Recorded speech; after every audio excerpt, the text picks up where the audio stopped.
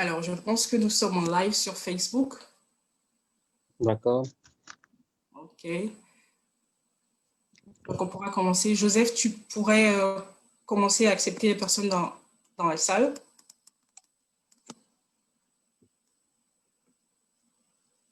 Est-ce que là, vous m'entendez bien? On vous entend très bien, c'est parfait. Merci beaucoup.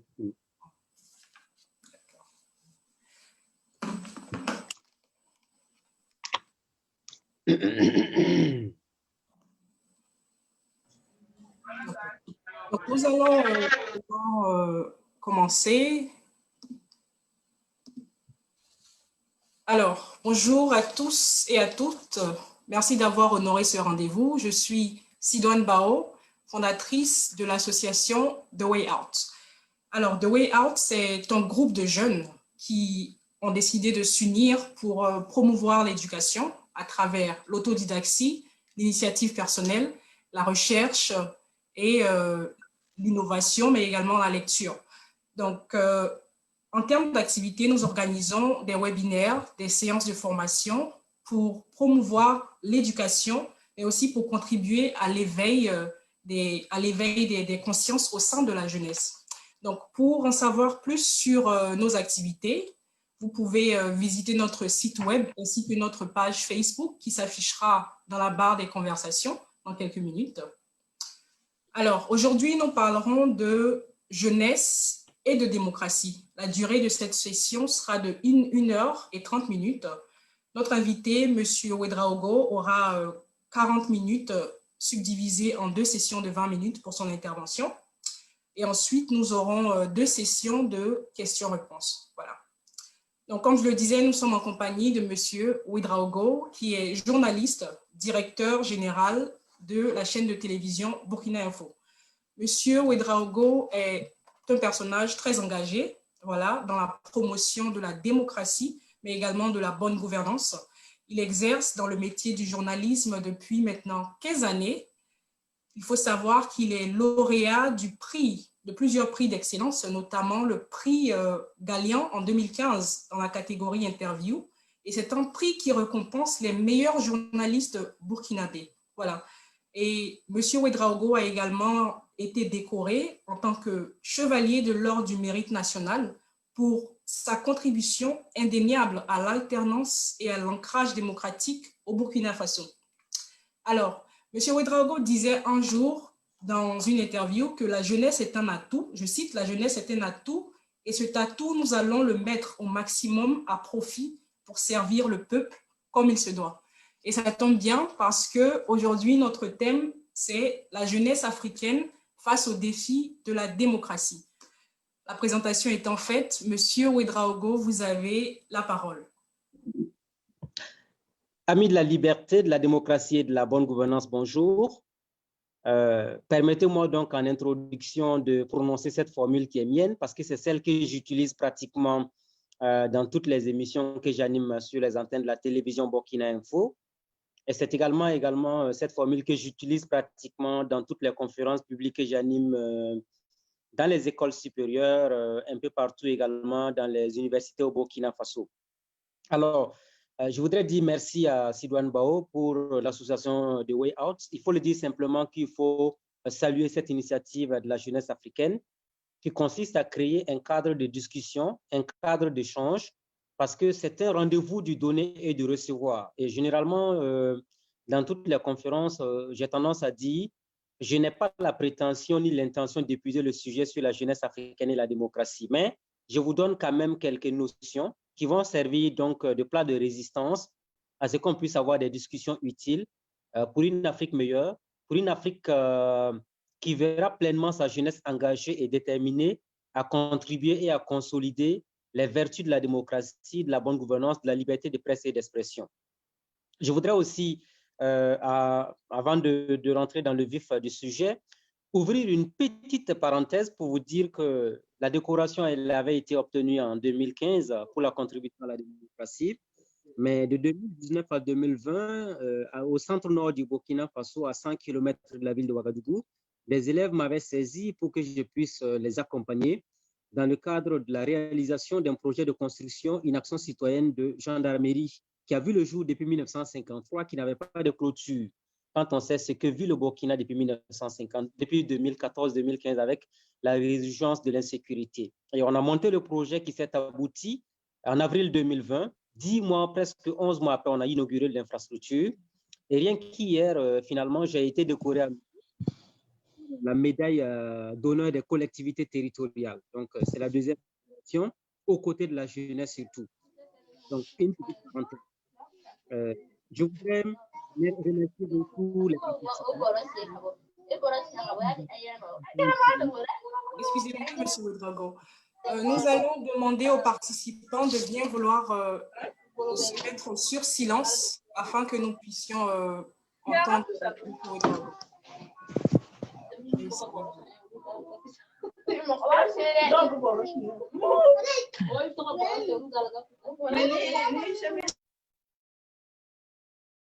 D'accord, je pense que c'est réglé. M. Ouedraogo, vous pouvez y aller.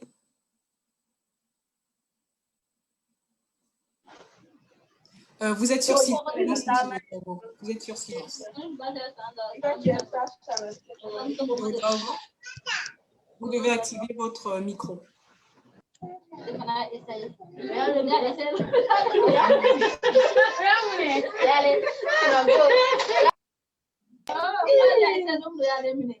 C'est parfait maintenant?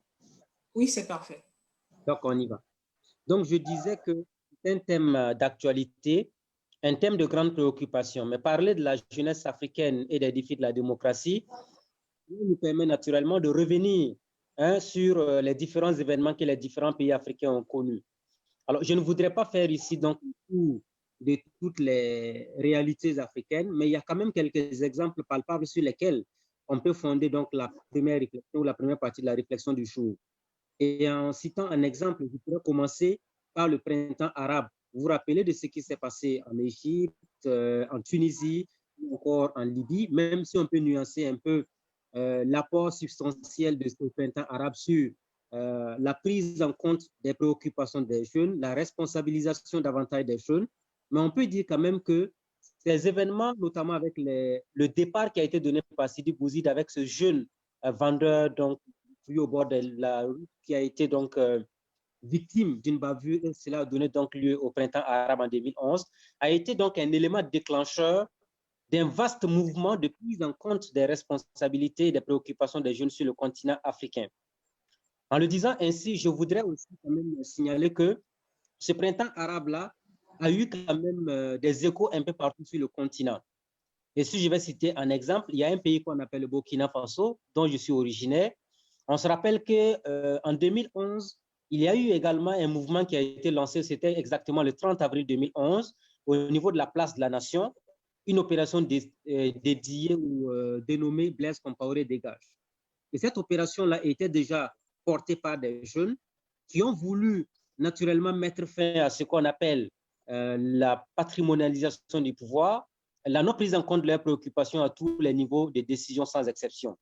Alors, quand on fait le rapprochement entre ce qui s'est passé dans les pays arabes et également donc au Burkina Faso, ce que l'on peut dire en termes d'arguments sur la jeunesse africaine et les défis de la démocratie, c'est que de façon générale, la plupart des jeunes Africains ont commencé à comprendre la nécessité d'un engagement ferme. De cet engagement se matérialise par participation aux différentes actions citoyennes de développement. Quand nous parlons d'actions citoyennes de développement, ça veut dire que les jeunes eux-mêmes ont compris qu'il ne faut pas être tout simplement observateur, mais il faut contribuer efficacement à ce qu'il y ait un changement qualitatif, non seulement au niveau de la gouvernance, et également au niveau des projets et programmes qui sont structurellement bien développés. Je voudrais préciser à ce niveau de mon intervention que la plupart des pays africains dans lesquels les débats ont été organisés, les jeunes se sont levés, se sont battus, parce que tout simplement, il y avait la nécessité de travailler à ce qu'on puisse avoir l'avènement de la bonne gouvernance. Et qu'est-ce que nous appelons bonne gouvernance? La bonne gouvernance pour nous ici, c'est d'abord faire en sorte que les deniers publics soient bien gérés, que le continent africain ne soit pas permanemment ce continent-là qui est dans la dynamique de la perfusion continue. Vous savez qu'on célèbre chaque année les indépendances, mais moi j'ai tendance à dire que nous sommes indépendants dans la dépendance. Parce que tout simplement, vous allez vous rendre compte que dans la plupart des pays africains, on est incapable de nous prendre en charge sur la question de l'autosuffisance alimentaire, sur la question des biens et des services, sur la question également de l'utilisation même des ressources naturelles du continent africain. Et tous ces éléments-là, la jeunesse africaine a beaucoup évolué. Elle n'est plus cette jeunesse que l'on a constatée au lendemain des indépendances où on avait affaire naturellement à des valets locaux de l'impérialisme qui arrivaient donc à s'installer dans la plupart des pays africains. Mais là, les choses ont nettement changé. Les jeunes se sont rendus compte de la nécessité de prendre leurs responsabilités à tous les niveaux sans exception.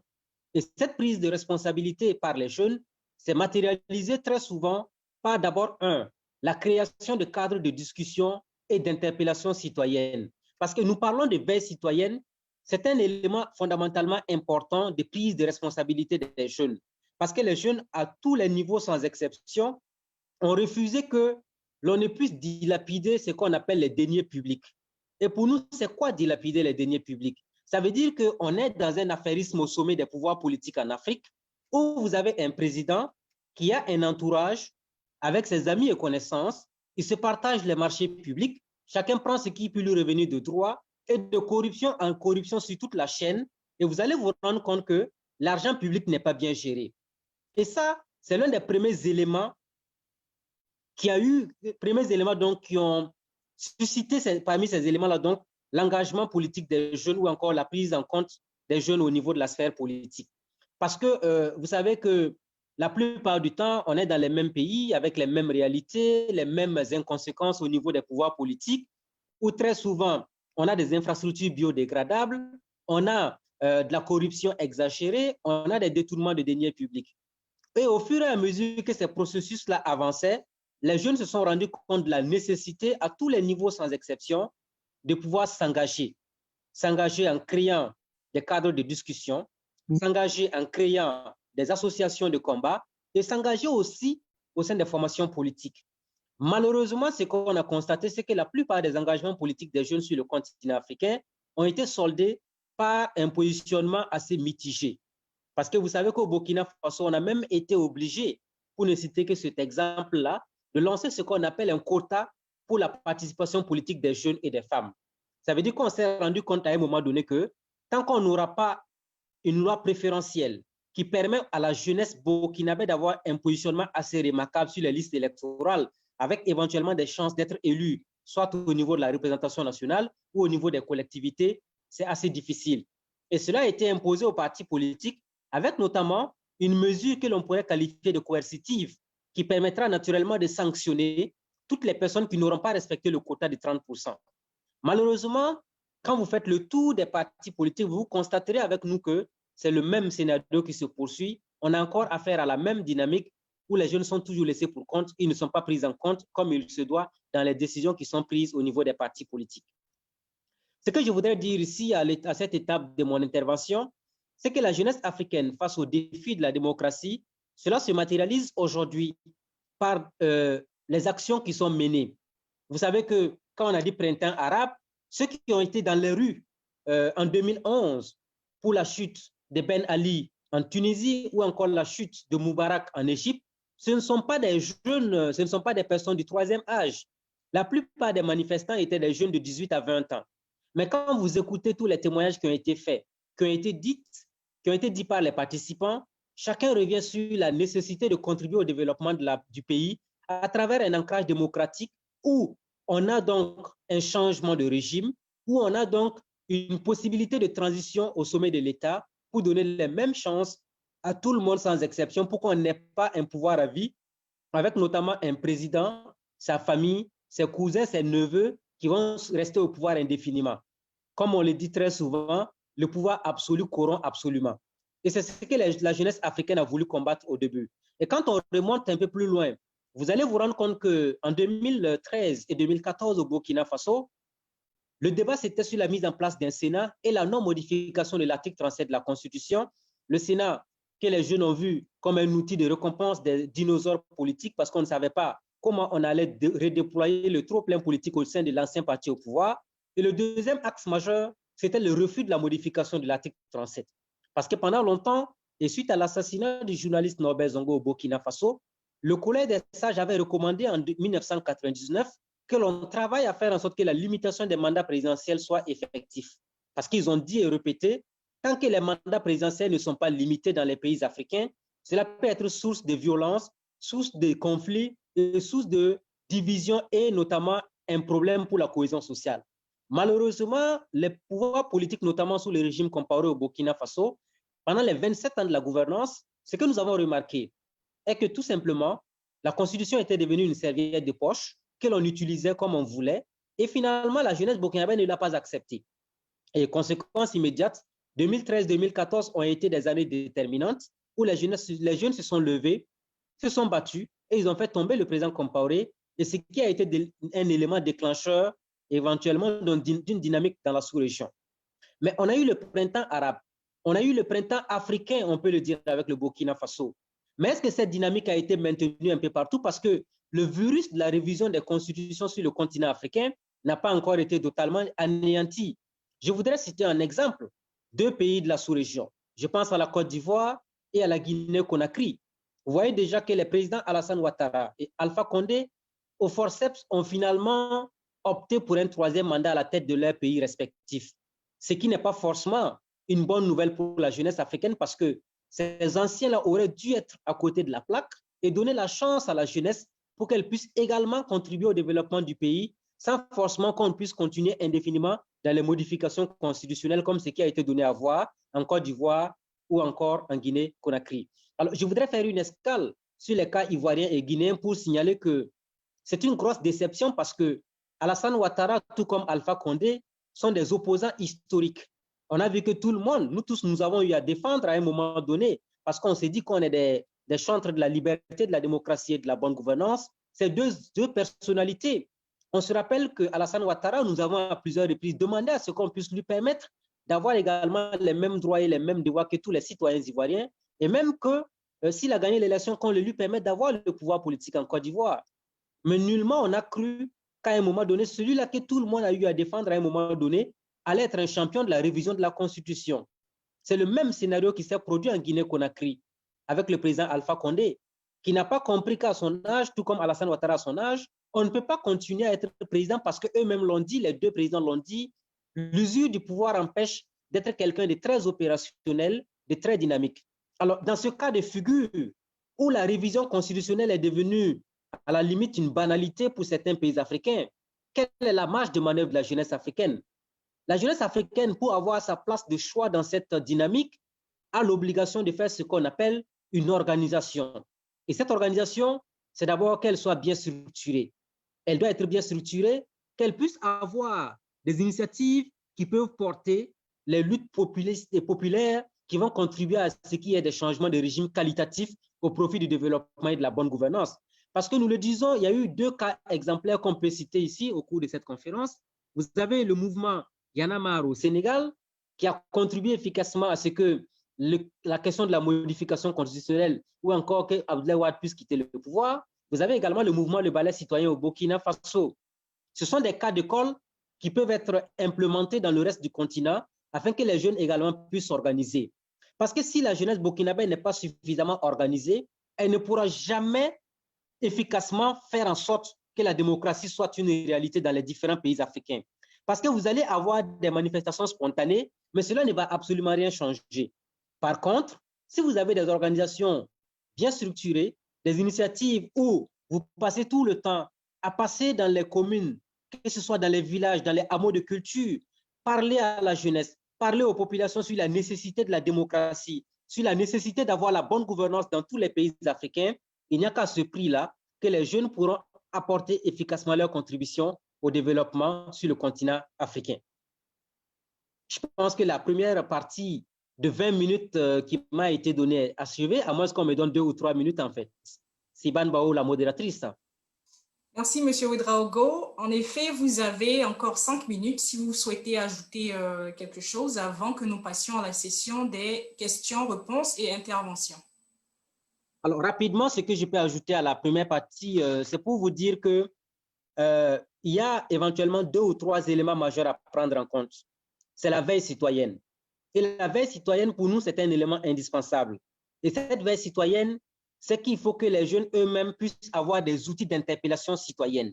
Vous avez aujourd'hui l'avènement des réseaux sociaux qui représentent une véritable tribune d'expression qui permet aux jeunes soit de participer, par exemple, aux activités des conseils municipaux, parce que le développement aussi, c'est au niveau de la base. Il ne faudrait pas qu'on se rende compte ou qu'on se dise uniquement que quand on doit faire de l'interpellation citoyenne, tout doit être basé, par exemple, sur les capitales ou encore la gouvernance au sommet de l'État. Que ce soit au niveau des exécutifs locaux, que ce soit au niveau des conseils municipaux, au niveau des mairies, que l'on arrive à avoir des groupes de jeunes organisés, structurés, qui participent aux conseils municipaux, qui donnent leur avis, qui interpellent sur la mise en œuvre des programmes ou des engagements qui ont été pris par les élus locaux.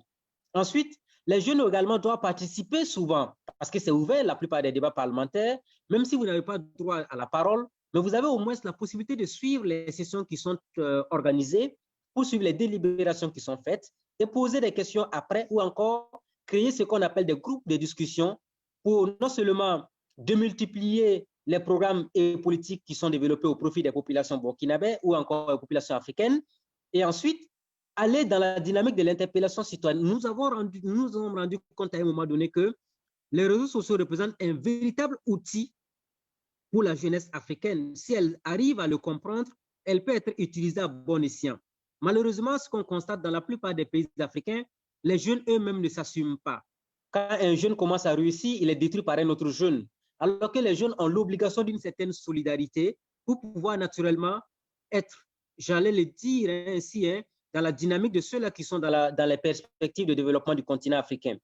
Et ensuite, au-delà des outils de plaidoyer et autres, il faut que les jeunes s'engagent dans les partis politiques parce que vous n'allez pas continuer indéfiniment à critiquer ceux qui sont aux affaires dans les partis politiques et être en dehors des partis politiques.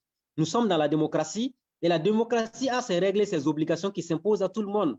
Si vous voulez bénéficier des avantages de la démocratie, vous devez être dans la démocratie. Et pour nous, si aujourd'hui on avait une jeunesse africaine qui était vraiment bien sensibilisée, bien informée, qui avait également voix au chapitre comme il se devait, on n'allait pas avoir des présidents de 75 à 78 ans sur le continent africain. Ce n'est pas possible parce que des jeunes de 18 à 25 ans, de 18 à 35 ans, de 18 à 40 ans, ils savent bien que leur avenir encore est à écrire. Par contre, la génération des années 90 à aujourd'hui qui continue d'être au pouvoir dans la plupart des pays africains, ce ne sont pas forcément des gens qui ont la même vision que les jeunes d'aujourd'hui. Les jeunes sont très ambitieux, ils veulent de grands projets de développement, ils veulent des projets structurants, et pour qu'on puisse en aboutir, il faut impérativement qu'ils soient aux affaires. Et ils ne vont pas non plus s'asseoir dans les salons de thé, dans les gargotes, et passer le temps à discuter et à s'envoyer des invectives à travers les réseaux sociaux et espérer être au sommet du pouvoir ou encore être aux affaires. Donc, il va falloir qu'il y ait de l'engagement, la participation citoyenne, et ce n'est qu'à ce prix-là que les jeunes peuvent contribuer efficacement au développement et être des acteurs clés des processus démocratiques sur le continent africain. Et je vous remercie. Merci, M. Ouedraogo. Être des acteurs clés. Alors, M. Ouedraogo, en écoutant votre présentation, je pensais immédiatement à cette problématique-là de l'engagement des jeunes, de la participation des jeunes dans le processus électoral. Est-ce que vous pourriez expliquer la raison pour laquelle on constate cette non-participation des jeunes-là dans tout ce qui a trait à la politique en Afrique? Alors, il y a une explication qui est assez simple. Il y a eu donc ce qu'on appelle un accaparement du pouvoir par une élite intellectuelle et bureaucratique pendant des années. Vous avez pratiquement près de 30 ans, la plupart des pays africains connaissent pratiquement les mêmes réalités. Au Burkina Faso, on vous parle de la génération 1983 qui est au pouvoir jusqu'en 2020. Vous allez en Côte d'Ivoire, quand on vous parle de politique, vous regardez les visages qui sont les plus émergents, Alassane Ouattara, Henri Konan Bédié, Laurent Gbagbo. Ça fait assez vieillissant quand même au niveau de la classe politique. Allez en Guinée-Conakry, vous allez entendre le nom d'Alpha Condé, de Cellou Dalein Diallo. Ça veut dire que si vous faites le tour de la plupart des pays africains confrontés à cette épreuve démocratique difficile, c'est lié naturellement au fait qu'on a une classe dirigeante qui s'est accaparée du pouvoir, qui a toujours évolué dans la corruption électorale, dans les achats de conscience, qui n'a pas laissé de marge assez importante à l'ensemble des jeunes ou encore d'autres perspectives de développement. Ça, c'est le premier facteur limitatif parce que la plupart des jeunes ont tendance à dire que ça ne sert absolument à rien du tout d'aller participer à une élection. Il y en a qui vous disent clairement que ce n'est pas l'élection qui va faire changer les choses, alors que non. il va falloir à un moment donné que l'on se dise, si ma voix compte, celle de mon ami compte, celle de son ami compte, ainsi c'est une chaîne qui peut faire changer les choses et faire bouger les lignes. Le deuxième facteur explicatif qui est le plus important à mon humble avis, c'est surtout le manque de repères. Parce que dans la plupart des pays africains, ce manque de repères-là est un facteur limitatif de la participation des jeunes aux activités politiques. Quand vous partez, vous avez toujours tendance à voir les mêmes visages, les mêmes figures à n'en pas finir. Il y en a même qui vous disent clairement, à quoi bon d'aller voter si c'est pour que j'aille plutôt cautionner les mêmes visages, les mêmes idées, les mêmes esprits qui sont aux affaires depuis près de 20 ans, 15 ans, 30 ans, ainsi de suite. Donc, ça pose là une problématique sur le fait que la jeunesse africaine, burkinabé naturellement parce qu'elle n'est pas différente de celle des autres pays, a un besoin aujourd'hui d'avoir des repères qui pourront naturellement servir à ce qu'on puisse avoir les changements qualitatifs dans les différents pays. Nous le disons parce que ce que je dis très souvent dans mes conférences, les jeunes Africains au Burkinabé, ils veulent faire du Thomas Sankara sans Thomas Sankara. Alors, si on veut faire du Thomas Sankara sans Thomas Sankara, ça veut dire qu'il faut se battre, qu'il faut s'engager et accepter d'aller au défi. On n'a pas dit non plus d'aller être dans la dynamique des insultes à n'en pas fini. Non, nous voulons une jeunesse qui est suffisamment responsable, qui s'assume, mais qui le fait de façon très positive et qui connaît un peu la valeur des sensibilisations, des messages qui sont diffusés un peu partout pour qu'il y ait des changements qualitatifs comme on le souhaite. Merci, M. Ouedraogo. Alors, comme raison qui explique le manque d'engagement au sein de la jeunesse, vous avez parlé de manque de repères et de la prévalence d'une élite politique. Alors, nous passons maintenant à la session des questions-réponses proprement dites. Chaque participant disposera de 2 minutes pour son intervention. Si vous avez quelque chose à rajouter ou une question à poser à M. Ouedraogo, nous vous donnerons la parole. Veuillez cliquer sur l'option « Lever la main » et ensuite nous vous donnerons la parole. Vous pouvez également inscrire vos questions dans la barre des conversations si vous ne souhaitez pas directement prendre la parole et votre question sera retransmise. Sur ce, nous passons immédiatement à Monsieur David Ada qui a une question. Monsieur David Ada, vous avez la parole. Ok, merci. C'est toujours un plaisir d'écouter Monsieur Ismaël Ouedraogo. En fait, concernant cette problématique, je suis un peu inquiet en fait, parce que à trop bon dire aux jeunes de s'engager, finalement les jeunes s'engagent, on s'engage sans valeur, on s'engage sans idéologie, et le seul leitmotiv de l'engagement même des jeunes très souvent c'est l'argent, parce que généralement d'autres sont à l'université, ça ne marche pas, on crée une association et puis voilà, on trouve des bailleurs de fonds, on organise très souvent des conférences, mais à tout bout de champ, ça devient comme, si je peux dire ainsi, un fonds de commerce. Est-ce qu'en réalité, il ne faudrait pas plutôt travailler à ce que, inculquer les valeurs, voilà, comme il a dit, de Thomas Sankara, Norbert Zongo et tout, avant maintenant l'engagement, parce qu'on ne peut pas s'engager tant qu'on n'a pas un minimum de bagage intellectuel. Donc, voici un peu mon inquiétude par rapport à cette problématique. Merci. Merci, Monsieur David Ada. Nous prendrons une seconde question et ensuite, nous laisserons la parole à Monsieur Ouedraogo pour répondre aux questions. Donc, nous passerons à Monsieur ou Madame Yaogo. Vous avez la parole, Monsieur Yaogo. Veuillez activer votre micro, s'il vous plaît.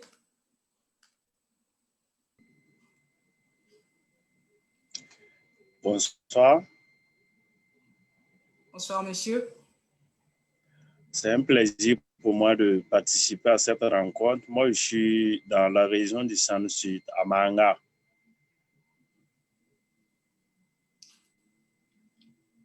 Allô, monsieur Yaogo, vous nous entendez? Vous nous entendez, monsieur Yaogo? Ok, nous passerons à une prochaine personne, si vous ne nous entendez pas, monsieur Yaogo. Il n'y a pas de souci, je vous reviens. Vous pouvez y aller, vous pouvez poser votre question, pas de problème.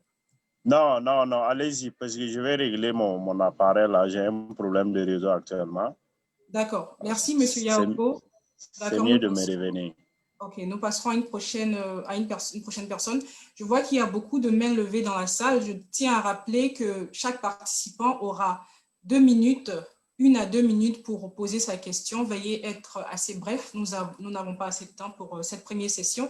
Et si vous avez d'autres questions, vous pourrez les poser pendant la deuxième session de questions-réponses qui sera après la seconde intervention de M. Ouedraogo. Alors, nous passerons à Monsieur ou Madame Assagba. Nous faisons par ordre d'arrivée. Monsieur ou Madame Assagba. Ok. Bonjour, vous m'entendez? Nous vous entendons très bien, monsieur. D'accord. Donc, moi, je suis de la Côte d'Ivoire et je me suis inscrit pour participer à la conférence et je dois admettre que ça se passe très bien. J'ai bien suivi la conférence.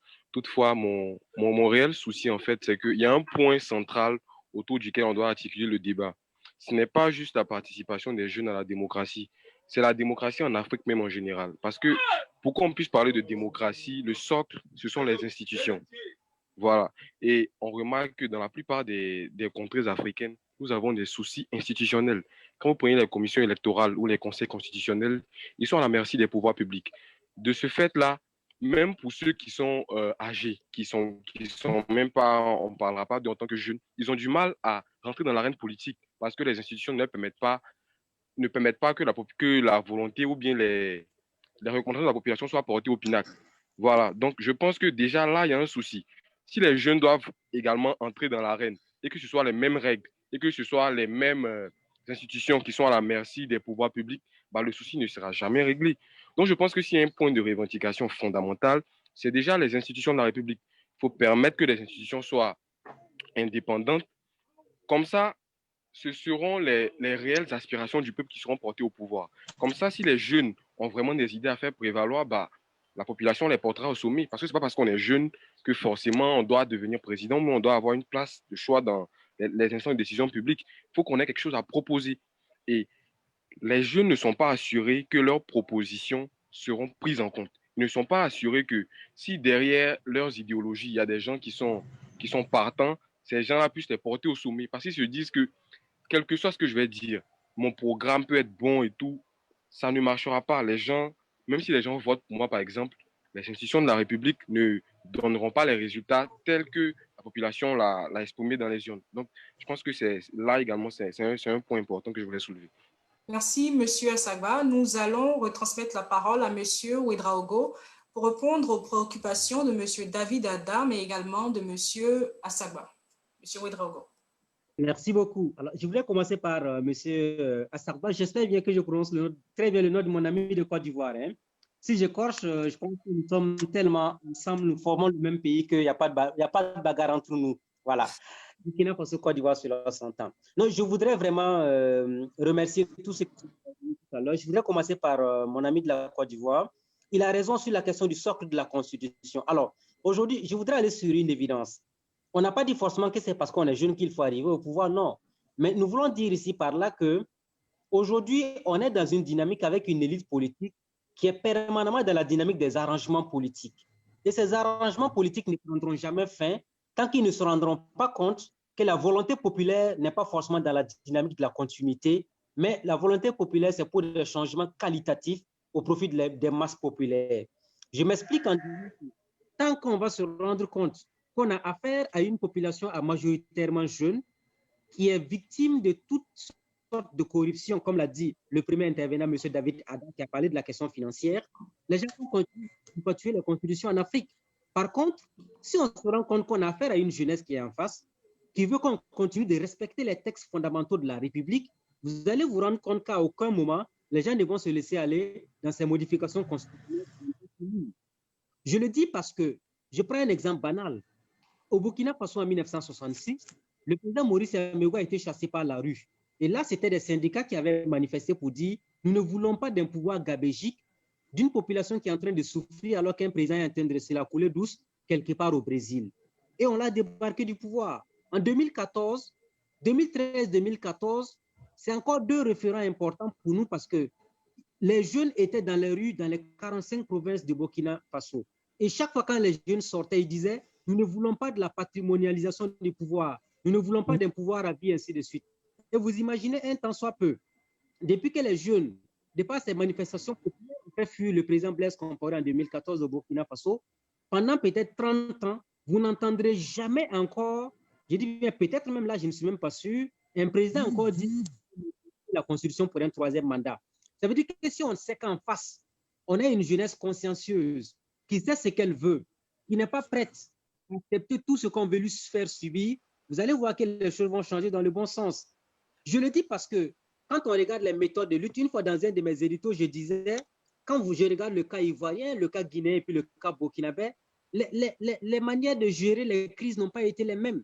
Parce que chez nous, il y a eu un facteur, j'allais dire, qui a favorisé cela. Ça veut dire que les luttes là ont été menées pendant près de 2 à 3 ans, peut-être même plus, pour qu'on en arrive à ce qu'on rende, par exemple, l'article portant sur la limitation des mandats présidentiels intangible au niveau de la constitution du pays. Ça veut dire qu'à partir de cet instant, depuis 2014 à aujourd'hui, aucun président du Burkina Faso ne peut faire plus de 2 mandats. Même si vous faites un mandat, vous partez, que vous revenez, vous faites un deuxième mandat, vous ne pouvez pas revenir pour un troisième mandat. C'est-à-dire que tous les présidents qui succéderont à la tête de ce pays-là, ils sauront qu'on va leur rappeler qu'en 2014, les jeunes se sont levés pour dire qu'on ne voulait pas d'un président qui allait faire 3 mandats, plus de 2 mandats au pouvoir, en violant la Constitution. C'est ce que nous voulons mettre en avant. Ça veut dire que si dans la plupart des pays africains, on est dans cette dynamique-là, vous allez voir que les choses vont changer dans le bon sens. Ça veut dire que le socle, c'est la Constitution, mais il faut qu'on puisse avoir ce qu'on appelle des digues de protection de cette Constitution. Parce que si les partis politiques, ou encore l'élite politique qu'on a, qui est très vieillissante du reste d'ailleurs, elle peut tuer la Constitution à sa guise, vous allez voir que les gens vont continuer à tripatuer. Il y en a même s'ils pouvaient mettre dans les constitutions africaines que s'ils meurent, c'est leurs fils qui vont prendre le pouvoir à la limite comme un royaume, ils allaient le faire.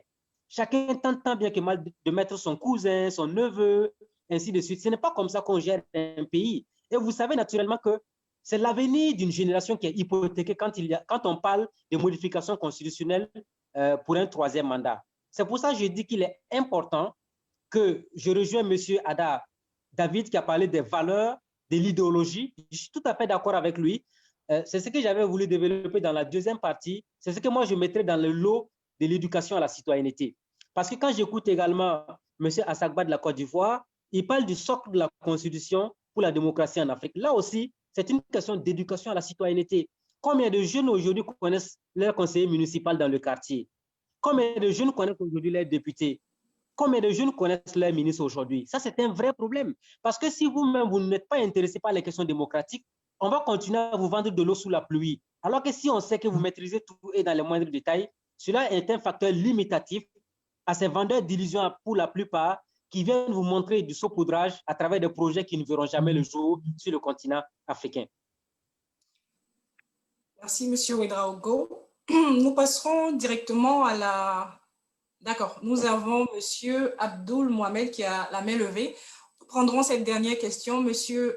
Abdoul Karim, vous aurez...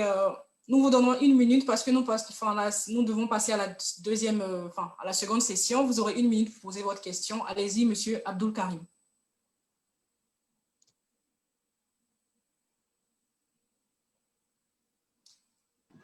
Veuillez... Bonsoir. Bonsoir à tout le monde. Bonsoir, monsieur. Voilà, je pense que maintenant on m'entend très bien. Tout à fait. D'accord. Je salue d'abord la présence de tout le monde à cette belle initiative dont le thème est jeunesse, défi de la démocratie. C'est un thème vraiment bien développé par M. Ismaël que je salue de passage. Mais j'ai une préoccupation qui peut être considérée comme une question à M. Ismaël. Moi, mon inquiétude, c'est sur la question de la démocratie en Afrique, parce que ce mot me dérange beaucoup. La jeunesse africaine est très, très bien consciente de cette mauvaise démocratie en Afrique. Je voudrais savoir ou bien demander, est-ce qu'on ne va pas oublier ce mot démocratie et aller vers une autre transition de démocratie, parce que c'est ça qui va peut-être nous aider à changer la mentalité de nos dirigeants africains, et également à notre peuple africain. Parce que sans ça, je vois qu'on va tourner et on revient au même point de départ. Je sais qu'il est très bien conscient des élections passées au Burkina Faso, dont les candidats, je peux dire 25% sont pratiquement des jeunes de moins de 30 ans. Mais où est-ce que ces jeunes-là sont passés? Nulle part. Parce que tout simplement, la vieille classe dirigeante est déjà là. Et ici, en Afrique, moi, ce que j'entends par ce mot démocratie, c'est bien au contraire démocratie, mais la corruption. Parce que cette vieille classe, c'est vraiment posé sur, en tout cas, c'est plus, ils ont appliqué ce qu'on appelle la corruption pour battre les campagnes. On a vu de l'argent qui est dispersé partout, à travers les pays, par la vieille classe. Donc, je voudrais lui demander si on peut aller vers une autre définition de démocratie que cette démocratie que nous, on est venu trouver. Merci, Monsieur Abdul Karim. Merci pour cette brillante intervention. Monsieur Ouedraogo, vous avez la parole. Monsieur Abdul Karim, je suis parfaitement d'accord avec lui sur un aspect. C'est le fait que les gens sont passés à côté de la plaque pour la plupart au niveau du Burkina Faso lors de la dernière élection présidentielle et législative. Alors, ça s'explique par le fait que, tout simplement, à une masse électorale assez importante, qui ne comprend pas vraiment ce qu'est la démocratie. Je vais un peu nuancer les propos de M. Abdul Karim. Alors, la démocratie, c'est quoi? Par définition, c'est le pouvoir du peuple pour le peuple et par le peuple. Ça veut dire que quand on parle de démocratie, ça veut dire que c'est le pouvoir de tous les citoyens sans exception. Et moi, je n'ai jamais cessé de marteler à tous les niveaux sans exception. J'ai dit aux gens, écoutez, la carte d'électeur que vous avez là, c'est votre arme. Le jour du vote, aucun politicien ne vaut même, j'ai envie de dire, un cheveu en termes de poids par rapport à vous qui avez la carte d'électeur. Parce que tout simplement, ils vont passer le temps à vous faire la cour. Venez vous voir régulièrement pour vous dire, votez pour moi. Ça veut dire que si nous ne voulons pas de la démocratie, soit nous sommes dans la démocratie et la liberté d'expression est la chose la mieux partagée, soit nous basculons dans la dictature et en ce moment, les libertés sont restreintes. Et là, ça devient encore plus difficile à gérer. Ça veut dire tout simplement qu'on a affaire à deux cas de figure. La démocratie, où on a tout le monde qui a droit au chapitre, tout le monde a droit à la parole, tout le monde peut dire ce qu'il veut. Et après, on peut aller dans l'autre camp, qui est donc la dictature. Et là, ça ne va pas régler nos problèmes. Parce que pour nous, il faut impérativement que l'on puisse comprendre que la démocratie, par définition, c'est le pouvoir du peuple pour le peuple et par le peuple. Et si on est dans cette définition-là, ça veut dire qu'il faut travailler à faire en sorte que tout le monde puisse trouver la démocratie. Et c'est ça le vrai problème. Les choses, si cette élite même a démissionné, ça pose nettement problème. Il y en a qui disent, vous savez que moi, je conférence dans les universités publiques, j'entends souvent le mot, il y a deux mots qui reviennent régulièrement. IGA, Insurrection Générale Armée, ou encore la CNDP, c'est la RNDP plutôt, la Révolution Nationale Démocratique et Populaire. J'ai dit, OK, même si demain matin, dans un pays africain, je prends ça, hein, je cite quelques pays, voilà pour rendre un peu mon intervention, je prends la Côte d'Ivoire, le Burkina, le Mali, le Niger, ou encore le Cameroun. Si demain matin, les jeunes, il faut que les jeunes qui vont faire la révolution là arrivent à la révolution. Est-ce que les jeunes sont suffisamment bien organisés aujourd'hui pour que quand on va leur donner le pouvoir, ils puissent effectivement faire quelque chose avec? Comme l'a dit mon ami Assakba de la Côte d'Ivoire, c'est un vrai problème. Parce que le plus dur chez nous, c'est quoi? C'est que les jeunes eux-mêmes ne sont pas suffisamment organisés. Si vous avez remarqué vers la fin de ma communication, j'ai parlé de cet aspect important de la jeunesse qui s'auto-détruit. Très souvent, si vous avez remarqué, quand des jeunes émergent, il aura comme adversaire, quand un jeune émerge, son premier adversaire, c'est un autre jeune. C'est-à-dire que les jeunes ne sont pas assez solidaires. Et tant qu'il n'y a pas de solidarité entre jeunes, vous ne pouvez pas avoir des changements qualitatifs que vous voulez apporter à vos différents pays respectifs. Donc, ce que je vais dire ici, même si révolution il y avait demain matin dans la plupart des pays africains, soyez sûrs que cette révolution-là, il va falloir encore une fois de plus s'asseoir au niveau, en tout cas, des têtes pensantes de la révolution pour se partager la gestion du pouvoir. Et encore une fois de plus, on va revenir sur le terme démocratie. Moi, je n'ai pas de problème avec la démocratie en tant que telle. Mon problème, c'est la compréhension de la démocratie par les masses populaires, la diffusion des valeurs, la diffusion d'un certain nombre d'éléments qui vont permettre à l'ensemble des citoyens de mieux comprendre ce qu'est la démocratie sur le continent africain. Moi, je dis, regardez aujourd'hui en France, Emmanuel Macron a été élu président à 39 ans. Si vous prenez la plupart des pays africains, si un jeune de 39 ans est président, les jeunes même vont sortir s'opposer à ce dernier en disant qu'il ne va pas être un bon président, il n'a pas l'expérience, il n'a pas ceci, il n'a pas cela. Ce sont les jeunes eux-mêmes qui vont le combattre. Rappelez-vous en Ukraine, Volodymyr Zelensky, qui a été élu président, c'est un comédien, il n'a jamais fait la politique. Mais voilà quelqu'un qui a été élu parce que les jeunes Ukrainiens, à un moment donné, ont commencé à se dire « Nous en avons marre de la classe politique vieillissante avec une corruption exagérée à tous les niveaux. On préfère donner le pouvoir à un comédien. Peut-être que lui fera autrement la gestion du pays que de continuer à consacrer notre avenir aux mêmes personnes qui vont venir se sucrer sur le dos du contribuable alors que le pays n'ira pas de l'avant. » Donc, il va falloir qu'il y ait ce qu'on appelle une prise de conscience au niveau de la jeunesse africaine pour qu'on puisse effectivement avoir une belle participation démocratique des jeunes. Merci, M. Ouedraogo. Nous allons vous laisser immédiatement passer à la seconde partie de votre intervention. Mesdames, Messieurs, pour la deuxième partie de mon intervention, je voudrais axer cela sur l'éducation à la citoyenneté. Parce que l'éducation à la citoyenneté, pour moi, est un fondement assez important sur la jeunesse africaine face aux défis de la démocratie. Pourquoi je parle d'éducation à la citoyenneté? La citoyenneté responsable, ce n'est pas uniquement avoir la carte d'identité ou le passeport ou encore un document de naissance qui vous prouve que vous appartenez à un pays de la sous-région, que vous êtes ivoirien, burkinabé, nigérien, béninois ou togolais. Non, ça va au-delà. C'est-à-dire que dès qu'on a la majorité, il faut qu'on puisse comprendre que la citoyenneté est un élément fondamentalement important. Malheureusement, dans la plupart des pays africains, ce qu'on constate, c'est que les jeunes, pour la plupart, ne sont pas suffisamment ancrés ou encore ne sont pas forcément dans la dynamique de l'éducation à la citoyenneté. Et ça, c'est un élément fondamentalement limitatif en ce qui concerne notamment la participation des jeunes aux sphères de décision ou encore même la participation des jeunes à ce qu'on appelle dans les questions démocratiques. La question de l'éducation à la citoyenneté est un axe majeur pour pouvoir mieux avoir une jeunesse qui va comprendre non seulement que le développement est un travail collectif. Pourquoi je parle aujourd'hui de l'éducation à la citoyenneté? Tout à l'heure, si vous avez écouté les intervenants, M. David Ada a parlé de son inquiétude qui porte sur les valeurs et les idéologies politiques, mais aussi l'apport de l'argent qui est en train de biaiser tout ce qui est valeurs démocratiques sur le continent.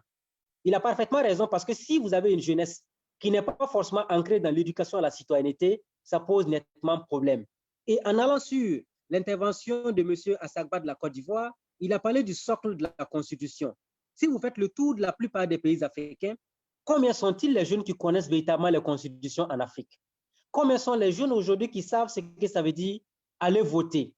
Combien sont les jeunes aujourd'hui qui connaissent ce qu'on appelle un programme politique? Combien sont les jeunes qui savent qu'aujourd'hui, par exemple, on n'a pas besoin d'attendre qu'un président meure avant de pouvoir donner le pouvoir à un autre président? Combien savent aujourd'hui que nous sommes dans une dynamique qui a été maintenue dans la plupart des pays africains qui sont... Alors, bien que ce statut de pays pauvres très endettés est utilisé aujourd'hui.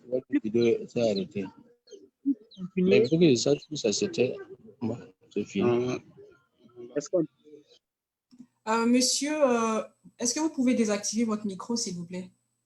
Merci. Monsieur. Merci beaucoup. Donc, je continue. Je parlais tout à l'heure d'un élément très, très important qui était donc les PPTE, les pays pauvres.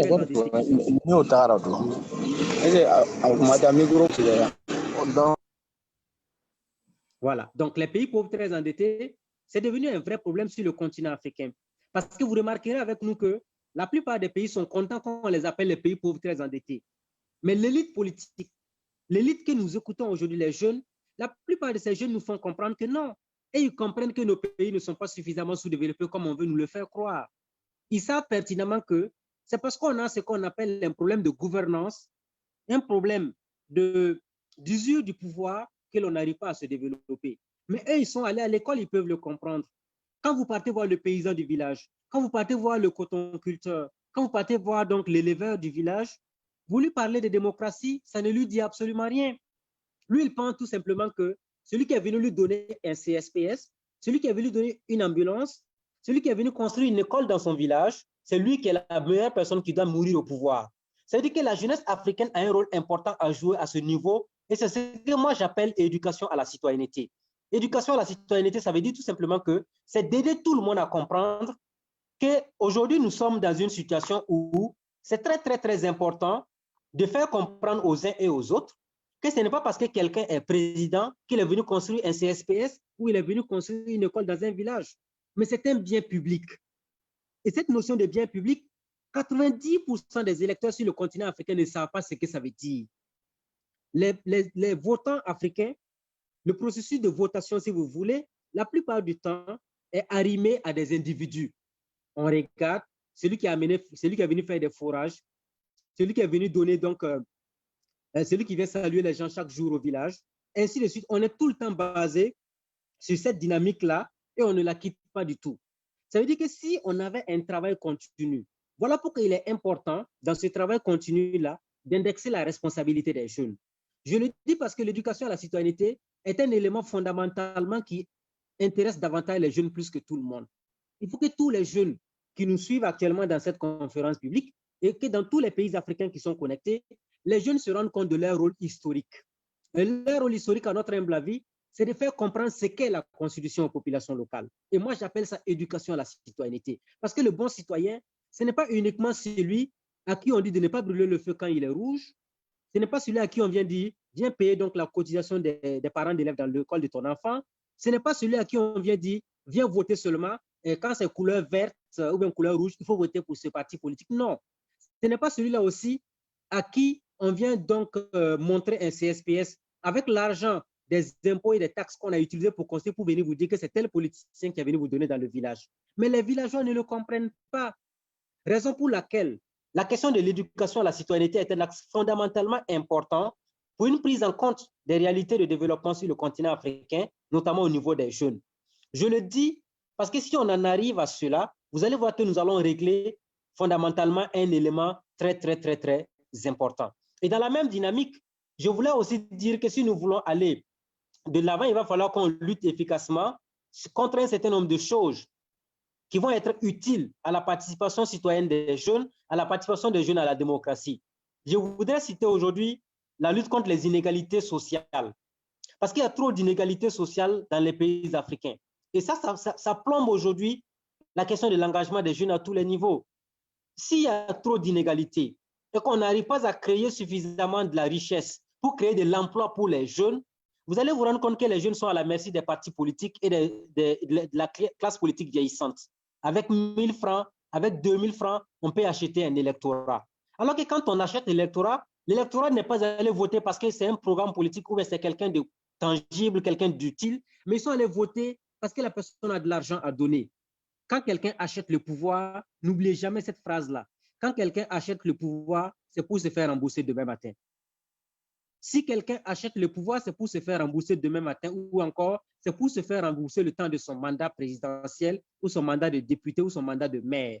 Il faut que les jeunes comprennent qu'il faut qu'on dise ce message-là à tout le monde sans exception. Qu'on puisse parler de cette vision-là à tout le monde sans exception. Parce que si nous n'arrivons pas à faire comprendre à tout le monde que quand quelqu'un achète un pouvoir, c'est pour se faire rembourser comme une entreprise, on ne s'en sortira jamais. On aura toujours sur le continent africain. Donc, il faut lutter efficacement contre les inégalités. Par ailleurs, il faut qu'on arrive à avoir des dirigeants qui ont de la vision. Malheureusement, on constate que dans les pays africains, toute la dynamique est basée sur des programmes structurants de 5 ans. La plupart des présidents viennent avec des mandats présidentiels de 5 ans. Chacun vient vous dire, mon mandat, c'est 5 ans. 5 ans après, voilà ce que j'ai promis, je vais finir de régler ça en 5 ans, quitte à ce qu'après ça, la personne passe à autre chose. Alors que nous devons être dans la dynamique de la pression continue sur l'élite politique pour leur faire comprendre que la vision de la Côte d'Ivoire, du Burkina, du Mali ou encore du Niger ne se limite pas de façon étriquée à un mandat présidentiel. La vision dans ces différents pays-là, c'est que nous devons faire comprendre à nos dirigeants à tous les niveaux sans exception, c'est qu'ils doivent être dans la dynamique où on commence un projet en 2020, espérant que dans 50 ans, un autre président va venir l'achever. Malheureusement, Les dirigeants ne réfléchissent pas de cette manière-là. Donc, les jeunes ont l'obligation de travailler à faire en sorte qu'on puisse avoir des projets structurants avec une pression exceptionnelle que l'on met sur l'élite politique pour la faire changer à travers notamment la lutte contre la réduction, la lutte pour la réduction surtout des inégalités sociales. Par ailleurs, il y a un facteur important sur lequel, excusez-moi, tout le monde doit se mettre. C'est la question de la lutte contre la corruption. Parce que tant que nous aurons la corruption en Afrique, on ne va pas s'en sortir. Parce que la corruption est un facteur suffisamment limitatif aujourd'hui de toutes les pluralités démocratiques sur le continent. Vous savez que quand il y a élection, les gens vont parce qu'ils ont faim. Les gens n'ont pas 3 repas au quotidien. Les gens ont des problèmes de famille. Il y en a qui n'arrivent pas à payer leur scolarité. Le monsieur, il va prendre l'argent du contribuable, des marchés publics qu'il a détournés. Il vient donner des forages. Il vient payer les scolarités des enfants dans les villages. Vous imaginez comment on peut, dans cette dynamique-là, s'en sortir? Donc, il faut impérativement travailler à faire en sorte que ces inégalités-là soient davantage amoindries et que la lutte contre la corruption soit véritablement le moteur de la gouvernance dans tous les pays. 2 minutes. Donc, rapidement, je vais vous donner quelques axes majeurs d'un projet de société que je pense assez utile, qui va être naturellement bien pour le développement des pays africains. Le premier élément pour moi, c'est l'édification d'une économie performante de croissance. À tous les niveaux sans exception, qu'on donne les mêmes chances et les mêmes égalités à tout le monde. Le deuxième élément, c'est l'orientation de cette croissance vers la satisfaction des besoins de base. Et moi, j'appelle satisfaction des besoins de base se nourrir, se loger, se former et se soigner. Quand on aura ces éléments-là en compte, vous allez voir que tout va aller pour le mieux dans le meilleur des mondes possibles. Ensuite, il faut avoir ce qu'on appelle l'instauration d'un modèle de justice sociale et de répartition équitable des fruits de la croissance. Il ne faut pas donner des accompagnements aux jeunes parce qu'ils appartiennent à des partis politiques, mais il faut donner parce qu'ils appartiennent à la même nation, parce qu'ils ont des projets structurants, c'est parce qu'ils veulent le développement de leur pays respectif. Et enfin, il faut avoir ce qu'on appelle une culture d'excellence citoyenne, la réappropriation des valeurs de solidarité et de biens communs et le patriotisme à tous les niveaux sans exception. Quand on lutte pour une nation, on n'a pas peur de ce que cela peut engendrer comme conséquence. Par contre, si on lutte pour des intérêts ou encore pour protéger des individus, la lutte n'est pas sincère et elle n'est pas honnête. La plus grande prison, et je termine par là, la plus grande prison, c'est simplement de se retrouver dans une situation où on n'est pas content, mais on est forcé d'y être. Quand vous êtes dans cette dynamique-là, sachez tout simplement que vous allez souffrir pendant toute votre vie et vous risquez d'avoir des ulcères d'estomac parce que vous n'aurez jamais compris qu'il vous fallait vous battre pour vous sortir, vous affranchir d'une quelconque domination extérieure. Merci beaucoup. Merci, M. Ouedraogo. Vous avez parlé d'éducation, d'inégalité sociale, de séparation des pouvoirs, mais également de patriotisme. Alors, nous allons... Vous dites? La corruption, je tiens beaucoup à ça, la lutte contre la corruption. Également. Voilà, corruption. Nous passons à la seconde session de questions-réponses, mais bien avant cela, j'aimerais rappeler aux participants de bien vouloir garder leur micro sous silence. Cela nous permet d'entendre, de mieux entendre le conférencier, mais également de bien se comprendre entre nous également. Alors, pour cette deuxième session, il y a déjà des personnes qui ont la main levée. Nous avons également des questions sur Facebook, car nous sommes en live sur Facebook. Donc, nous prendrons la première personne sur Zoom. Ensuite, nous passerons à une question sur Facebook. Voilà. Donc, nous avons M. Jocelyn Bao qui a une question. Veuillez poser votre question, Monsieur Bao. Oui, bonjour. Alors, j'aimerais avant tout remercier le conférencier pour cette thématique assez enrichissante. Alors, ma question se situe à un niveau. Vous savez, en Afrique de l'Ouest, plus particulièrement, il y a un autre problème, en fait, qui est le clivage ethnique. Est-ce que, monsieur le conférencier, vous ne pensez pas qu'il est nécessaire d'abord de construire une nation avant d'envisager la question même de la démocratie? Parce que lorsqu'on se cantonne dans le découpage électoral, les votes qui se font généralement en Afrique, par rapport à l'appartenance à une région, à une religion ou autre. Donc, est-ce que vous ne pensez pas qu'il est nécessaire de construire d'abord une nation? Et la deuxième question est au niveau du système politique même chez nous en Afrique. Est-ce que le présidentialisme en Afrique qui permet de rendre en quelque sorte le chef de l'État titulaire de tout pouvoir, est-ce qu'il ne faut pas envisager plus une démocratie participative pour donner plus de place à la jeunesse? Je vous remercie. Merci, M. Bao. Alors, nous passons à une seconde question qui est une question, vous m'entendez, qui est une question sur Facebook de M. Nyana. M. Nyana, je cite, dit « Il y a un modèle démocratique, y a-t-il, pardon, un modèle démocratique parfait ?» Quand on sait que même aux États-Unis, le président est élu par deux canaux, le collège électoral et par le vote populaire. Et il y a une seconde question également de M. Nyanabrou qui demande « Est-ce que l'action des oligarchies et d'autres groupes de pression ne dilue-t-elle pas l'expression démocratique ?» Donc, nous allons prendre une question, encore une question, et ensuite nous donnerons la parole à M. Ouedraogo. Il y a plusieurs participants qui aimeraient poser des questions. Je donnerai la parole à M. Ié Arnaud. Pardon, monsieur, il y a M. Adama Ouattara qui vient avant M. Ié Arnaud. M. Adama Ouattara, vous avez la parole.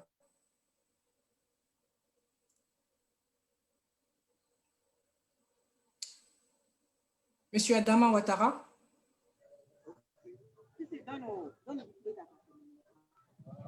Monsieur Adama Ouattara, vous pouvez y aller, vous avez 1 minute pour votre question.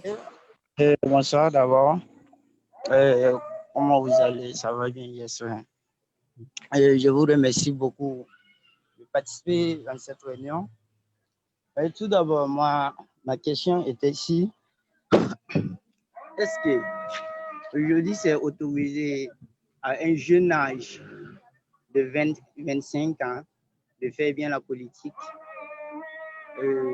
Bon, en étant dans le parcours scolaire, c'est-à-dire à l'université en tant qu'étudiant, est-ce que nous avons bien accès à l'argent, c'est-à-dire les frais de toutes nos démarches? Nous n'avons pas accès aujourd'hui au service bancaire pour prendre des prêts, c'est très difficile. Il faut toujours avoir de vraies relations pour pouvoir avoir accès à tout ça. Et aujourd'hui encore, je ne sais pas, la politique se fait de telle sorte que tu ne peux pas le faire. Et tu peux le faire sans avoir des ballons. Sans avoir des ballons. En étant aujourd'hui, en tant qu'étudiant, nous n'avons pas le business. Nous n'avons pas de bels services qui peuvent nous aider, nous pousser. Souvent, c'est des associations. C'est comme moi, en tant que participant d'une association aujourd'hui au Burkina, Scout, le mouvement Scout, que je peux avoir un peu la connaissance de la vie sociale au Burkina ici. À l'école, nous ne sommes pas formés à base de quoi? Nous ne sommes pas formés à base de politique, à base de vraies relations, de business. Et je voudrais en comprendre encore plus. Et aussi, je voudrais poser la question à savoir, et nous sommes au quel niveau selon la monnaie dont nous voudrons créer depuis bien longtemps? Selon la monnaie, nous sommes à quel niveau? Et encore plus. Merci, monsieur Ouattara. Nous serons obligés de vous couper. Nous allons prendre d'autres questions, mais nous avons pris note de votre question, je dirais, de plusieurs points que vous avez eu à aborder. Voilà. On va laisser la parole à monsieur Ouedraogo pour répondre à ces questions-là. Et ensuite, on passera à une seconde vague de questions-réponses. Merci beaucoup. Alors, je voudrais d'abord remercier tous les participants, tous les intervenants tout à l'heure. D'abord, je commence à M. Jocelyn Bao. Il a totalement raison, il faut construire une nation. C'est vrai que la question ethnique, elle est très sensible. Et moi, je dis tout le temps dans mes conférences, je vais au-delà des questions ethniques. Je vais aussi au niveau de la question des religions. Parce que très souvent, vous vous rendrez compte en Afrique, quand on parle de religion ou d'ethnie, les gens trouvent que c'est sensible, les gens trouvent qu'il ne faut pas en aborder, alors que c'est ce qui va nous amener en péril. Est-ce qu'aujourd'hui, nous avons trouvé le juste milieu pour que les religieux et notamment la question ethnique ne soient pas des facteurs qui vont altérer la valeur démocratique sur le continent africain? Malheureusement, on n'a pas encore trouvé les bonnes thérapies. Et qu'est-ce qu'on appelle construire une nation? Moi, à mon humble avis, Je vous donne 3 éléments majeurs. Les 3 éléments majeurs que je pense assez utiles pour la construction d'une nation, c'est la question de la justice sociale, farouchement opposée à la corruption. C'est vrai que Sidoine n'avait pas tenu compte de cet aspect de la corruption, mais j'insiste là-dessus. Ça, c'est un premier élément pour lutter efficacement pour la construction d'une nation. Deuxième élément, c'est d'avoir une nation inclusive qui promeut l'intégration sociale et la convivialité interethnique et la fraternité interreligieuse. Malheureusement, dans la plupart des pays africains, vous remarquerez avec nous que nous ne sommes pas encore des nations fortes. La question de la fraternité interreligieuse, la question de la convivialité interethnique, ce ne sont pas des valeurs qui sont suffisamment bien partagées. Les gens appartiennent à des communautés de prière et chaque fois, les gens ne veulent voter que parce que telle ou telle personne appartient à telle ou telle congrégation. Et c'est malheureux parce que le lieu de culte, par excellence, est un endroit de rassemblement pour louer Dieu. Ce n'est pas un lieu pour faire la politique. Malheureusement, les politiciens, voilà, je vais vous donner même une image que je donne très souvent dans les caricatures que je fais dans les conférences publiques. Qu'est-ce que, normalement, une vraie démocratie ou une vraie valeur démocratique en Afrique? Pour moi, d'abord, vous devez avoir les hommes vertueux au premier rang, au milieu, les acteurs économiques et au bas de l'échelle, les acteurs politiques. Malheureusement, en Afrique, on a transformé les choses. Les politiciens, eux, ils sont en haut, ils vont prendre l'argent des acteurs économiques parce qu'ils leur promettent des marchés publics quand ils arriveront au pouvoir pour aller corrompre maintenant les hommes vertueux qui pourront éventuellement être les religieux et notamment les responsables coutumiers et religieux.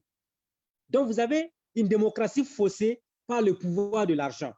Et tant que la corruption n'est pas suffisamment combattue dans la plupart des pays africains, on ne pourra pas construire une nation. Parce que les gens se cachent derrière l'ethnie, la religion, pour pouvoir acheter les consciences.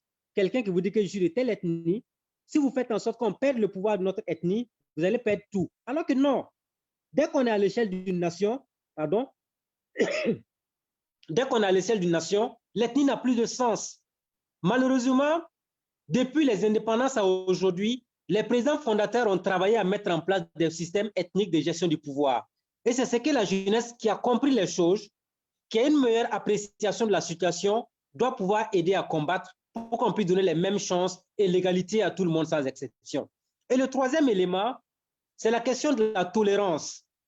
Parce que tant qu'on n'a pas de tolérance, on ne peut pas construire une nation. Et cette tolérance-là, elle doit être basée sur nos différences et nos acceptations. Je ne suis pas de la même ethnie que vous, je n'ai pas la même religion que vous, mais cela doit me permettre, à travers le fait que j'ai la même nation que vous, de me mettre au devant des choses, de me mettre au-dessus de la mêlée. Malheureusement, et vous allez vous rendre compte que depuis qu'on se parle, on n'a pas encore trouvé le juste milieu.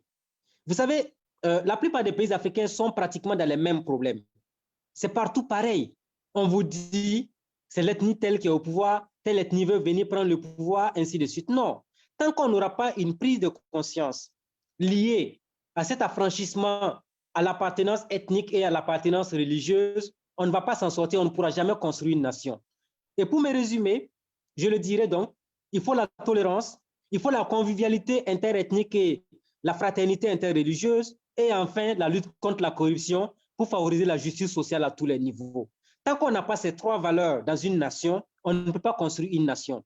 Et ça, c'est un vrai problème. Et là où moi j'en veux, particulièrement à l'élite politique actuelle dans la plupart des pays africains, c'est qu'ils n'ont absolument rien fait pour balayer naturellement ces obstacles à la bonne démocratie sur le continent. Quand vous entendez, c'est mon fief dans telle localité, le mot fief électoral, là, c'est un danger pour la démocratie en Afrique. Parce que le fait de parler de fief électoral, ça prouve que vous appartenez à telle ethnie majoritaire dans telle localité. Et ils se disent qu'ils sont obligés de voter pour leur fils. Non, à l'échelle d'une nation, il n'y a plus de fils. Il y a des citoyens qui ont les mêmes droits et les mêmes devoirs. Malheureusement, sur ce niveau-là, nous avons encore du chemin. Alors, il a parlé également de la question du système politique africain, notamment le présidentialisme. Alors, c'est un vrai débat.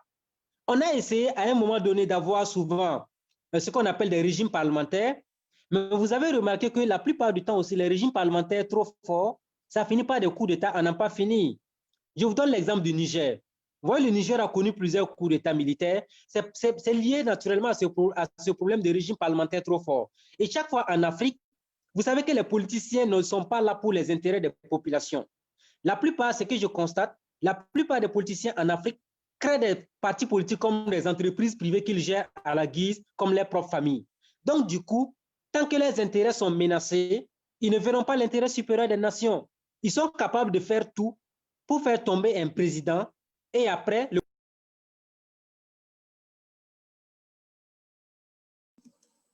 le pouvoir va tomber donc dans les mains d'usurpateurs qui vont passer tout le temps à tout mélanger et ça va être assez difficile à gérer. Donc, à ce niveau, il faut travailler à faire en sorte que l'on puisse avoir des gens qui comprennent les choses et qui vont mettre en avant l'intérêt supérieur de la nation. Et ça, c'est un vrai problème. Ensuite, on me parle de démocratie parfaite. Il n'y a pas de démocratie parfaite en Afrique ou dans le monde. La démocratie, c'est une quête permanente, tout comme la lutte contre la corruption, tout comme la lutte contre la bonne gouvernance, comme la transparence. Ça veut dire qu'il n'y a pas de démocratie toute faite. Non. Vous avez vu les États-Unis, quelqu'un a parlé de l'exemple américain tout à l'heure. Donald Trump, à la limite, c'est à peine si on ne va pas le chasser de la Maison-Blanche. Il veut coûte que coûte s'accrocher au pouvoir. Mais qu'est-ce qui explique cette situation? C'est la question des contestations électorales. Aujourd'hui, ce qui est malheureux, c'est de voir des acteurs politiques qui ont pris en otage l'avenir des différents pays africains et qui passent tout le temps à laisser la jeunesse s'entretuer et ils vont continuer après à aller se négocier, se saluer comme si de rien n'était. Je voudrais en parler parce que ce message s'adresse à la jeunesse africaine. Moi, je prends le cas de Raila Odinga et de Uhuru Kenyatta au Kenya. Tenez-vous bien, il y a eu ce qu'on appelle des morts à ce niveau-là. On en a même eu combien? Près de 1000 morts au Kenya. Et après, les deux se sont salués au perron de la présidence du Kenya pour dire que mettons en avant l'intérêt supérieur de la nation. N'aurait-il pas pu préserver ces vies humaines-là? Je prends le cas de la Côte d'Ivoire tout récemment, 85 morts, les chiffres officiels. Après, on a vu Henri Konan Bédié et Alassane Ouattara. Est-ce qu'ils n'auraient pas pu préserver la vie de ces 85 citoyens ivoiriens? En Guinée-Conakry, combien de personnes ont été tuées pour la démocratie? Tant qu'on aura cette manière de faire la démocratie, ça va être toujours assez difficile. Les oligarques, l'oligarchie, c'est un vrai problème. Voilà pourquoi j'ai passé le temps à parler de la lutte contre la corruption. Parce que la démocratie africaine, c'est la plutocratie. C'est le pouvoir de l'argent en Afrique. Malheureusement, c'est un vrai problème. Mais on peut se dire qu'avec les changements de mentalité, les choses devraient aller dans le bon sens. Mais pour qu'il y ait changement de mentalité, il faut qu'on ait ce qu'on appelle l'éducation à la citoyenneté. Et je voudrais terminer par une ou deux réponses à M. Adama Ouattara, qui a parlé des jeunes et l'engagement politique. Moi, ce que je vais lui dire, s'il a fait le tour, par exemple, du cas du Burkina Faso, on a eu des étudiants qui étaient des candidats aux élections législatives, même s'ils n'ont pas été élus. La constitution, par exemple, du Burkina Faso permet qu'à partir de 19 ans, on puisse être un conseiller municipal. C'est vrai qu'au niveau de la présidence du Faso, il y a des éléments limitatifs à la participation des jeunes parce qu'il faut avoir 35 ans. Il faut également payer une caution de 25 millions.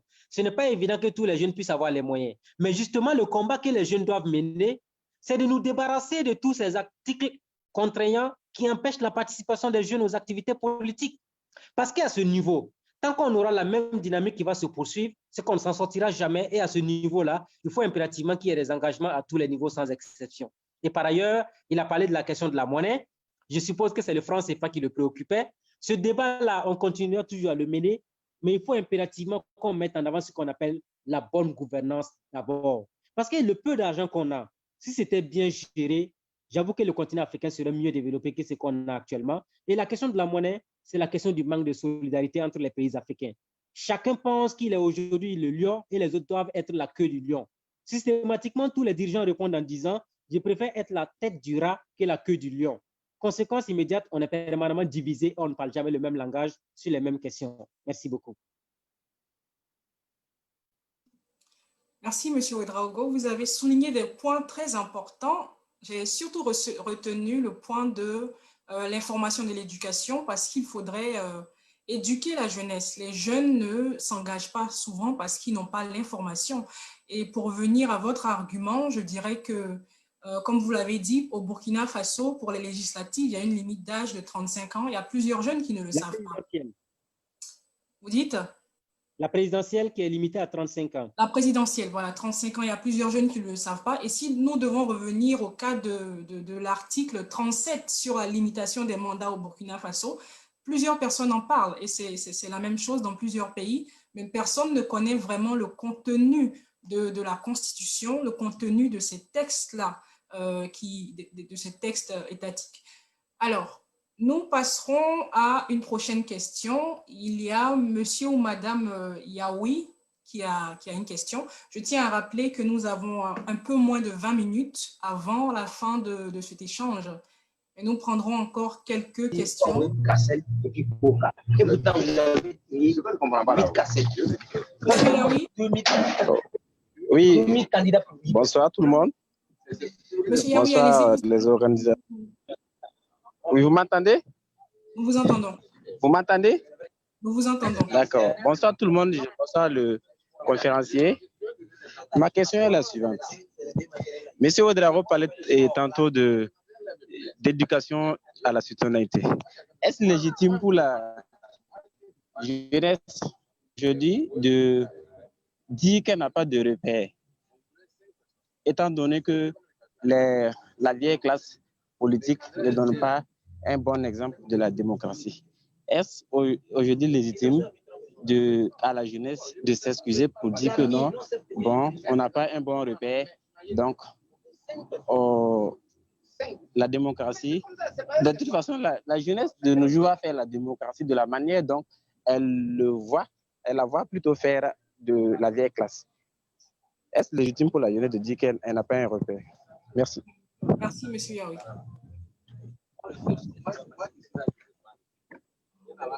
D'accord, nous allons prendre encore une question. Encore une question.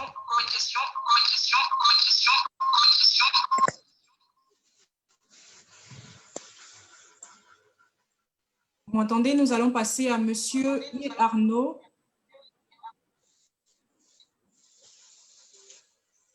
Allô? Allez-y, monsieur Arnaud. Oui, bonsoir, chers panélistes. Merci pour votre brillante intervention. Voilà. Nous remercions déjà l'initiative.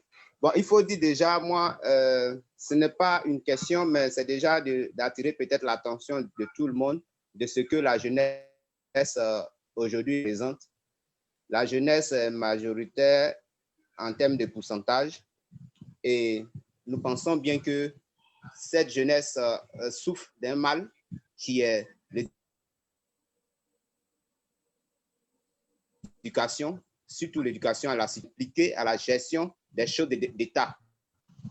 Donc,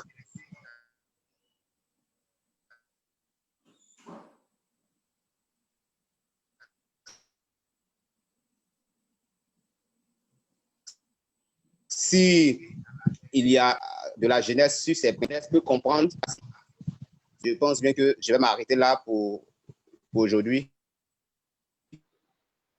Merci, monsieur Arnaud. Nous passerons à une autre question dans le chat. Merci bien à notre panéliste. Oh. Ça va? Bien sûr, on ne vous entend pas très bien, mais je pense que nous avons entendu votre message. Il y a un décalage au niveau de la connexion. Voilà. Merci, monsieur Arnaud. Nous prendrons une question dans le chat, comme je le disais, de monsieur Zongo. Pas forcément une question, c'est une contribution. Nous avons le problème de l'ethnicisme. Il faut que les jeunes fassent comprendre à l'ancienne génération que le pouvoir n'est pas pour une seule ethnie. Aussi, il faut connaître que nos dirigeants ne comptent pas sur les esprits éveillés pour être élus. D'accord. Nous avons une question d'une personne enregistrée sur le nom de Galaxy S7 Edge. Vous avez la parole.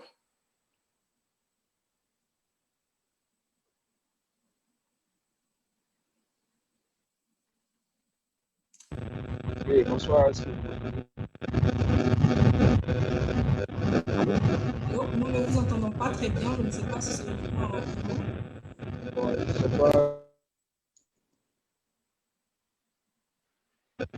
C'est bon? Vous m'entendez? Nous ne vous entendons pas. Il y a un problème au niveau de ce crash. Est-ce que vous pouvez écrire votre question? Est-ce que vous pouvez écrire votre question, monsieur? Merci. Merci.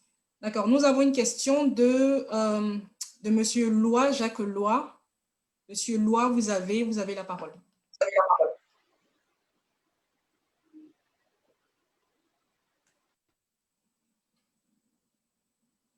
Monsieur Jacques Loy. D'accord.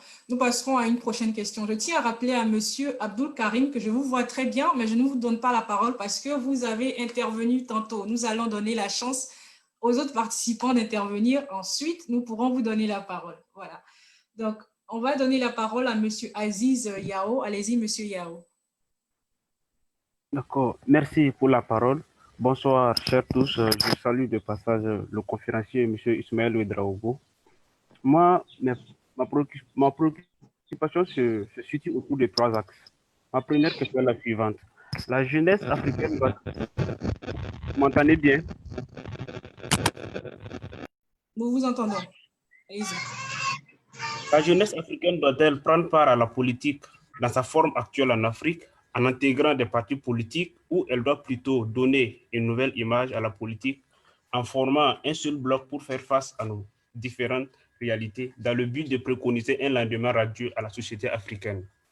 Celle-ci est ma première question. La deuxième question, l'Afrique a-t-elle vraiment besoin de la démocratie selon sa forme actuelle? Maintenant, la troisième question dit ceci. Je pose cette question précisément à M. Ismaël Ouedraogo. Que pensez-vous de la France-Afrique? Merci beaucoup. Merci, Monsieur Yao. Alors, nous avons une autre question de Monsieur Moussa Nana. Monsieur Moussa Nana, allez-y.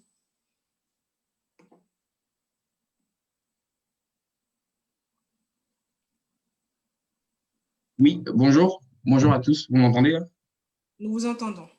Alors, d'abord, pour commencer, je tiens à remercier vraiment de vive voix le conférencier pour sa brillante participation, sa contribution. Et il a beaucoup insisté sur la corruption. Et moi, justement, j'aimerais revenir sur la corruption. Donc, en termes de lutte contre la corruption, comment est-ce que vous pensez pouvoir, est-ce que vous avez une solution ou des propositions pour lutter efficacement contre la corruption, quand on sait que finalement, c'est un frein assez pesant, parce que même si on a beau avoir un président ou un leader qui a des visions, s'il a une équipe, un gouvernement qui est gangréné par la corruption, il aura beau faire des efforts, mais si au sein même de sa famille politique il y a la corruption, on ne va pas s'en sortir.